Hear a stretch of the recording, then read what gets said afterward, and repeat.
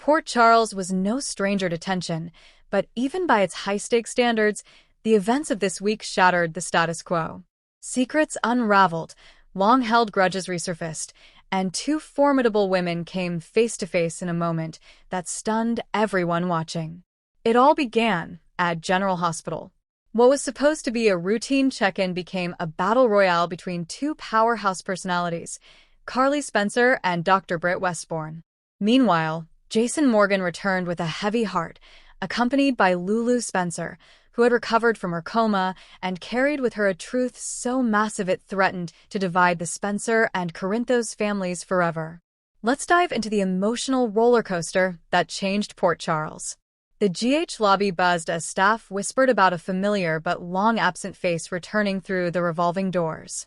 Dr. Britt Westbourne, confident, beautiful, and no less dangerous, walked through the halls like she never left. She was back, but this time under special clearance from the WSB.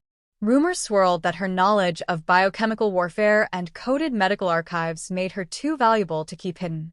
But to Carly Spencer, Britt wasn't a scientific asset. She was the woman who once left a trail of chaos involving her son, her best friend Jason, and even Nicholas Cassadine. So when Carly walked into the GH lobby to inquire about Donna's MRI results, she came face-to-face with a ghost from her past. Carly's eyes locked on Britt's, and without hesitation, her palm met Britt's cheek in a resounding slap. Gasps echoed. "Are you out of your mind showing your face here?" Carly growled, her voice low but deadly. Britt, caught off guard, blinked but didn't flinch again. "Nice to see you too, Carly. You don't get to come back here and pretend nothing happened," Carly hissed. "You used Jason, you faked pregnancies, you let lives burn while you escaped." Britt smirked, an old habit she hadn't lost. "Everyone in this town has burned something down, Carly. I just didn't get the Corinthos family rewrite after doing it." The standoff would have escalated if Monica Quartermain hadn't stepped in. "Enough." Monica's voice cut through the venom. "Both of you, outside." Just as Britt and Carly were being ushered into a conference room, the elevator dinged, and out stepped Jason Morgan, quiet as always but stormy-eyed. Beside him was a vision no one expected, Lulu Spencer, alive, healed, and stronger than ever. The news spread like wildfire. Lulu, after years in a coma following the floating rib explosion, had awakened in a Swiss clinic. But she didn't immediately return. Jason had known for weeks, but the timing of her return was coordinated with one thing in mind: truth. Within the hour, the hospital conference room was full. Carly, still fuming from her clash with Britt, didn't even notice Lulu until she turned around. "Lulu." Jason raised his hand calmly. "Everyone deserves answers. We're here to give them." With that, he and Lulu prepared to unveil two massive secrets. The first bombshell came from Jason. When Britt disappeared, Jason said, glancing at both women, "We were told she left on her own. That she ran to escape WSB retribution." That wasn't true. Jason revealed he had been investigating Britt's disappearance since his return to Port Charles. According to encrypted files recovered from a defunct WSB lab, Britt had been forcibly taken by a rogue intelligence faction that sought her expertise on medical mind control formulas developed by her father, Faison. Britt stared at him in disbelief. "You knew that?" "I suspected," Jason replied. "But I couldn't get proof until I broke into the Zurich archive 3 weeks ago." This revelation shifted the room's mood. Carly's anger didn't dissipate entirely, but it was now mingled with something else: confusion. "You're telling me Britt was kidnapped by the WSB?" "No," Jason corrected. "By a faction inside the WSB, led by someone you know, Carly." The name he dropped next sucked all air from the room. Then Lulu stepped forward, visibly nervous. Her voice trembled, but only for a second. "I didn't come back just to reunite with Rocco," Lulu said. "I came back because I've been keeping a secret, one I wasn't sure how to face." She went on to describe the months she was awake at the Swiss facility, months when she was regaining her memory. Charlotte visited her multiple times, but always with a chaperone, Valentine's associate, Yuri. At first, Lulu thought Valentine was helping. But slowly, She realized Charlotte was being coached, manipulated.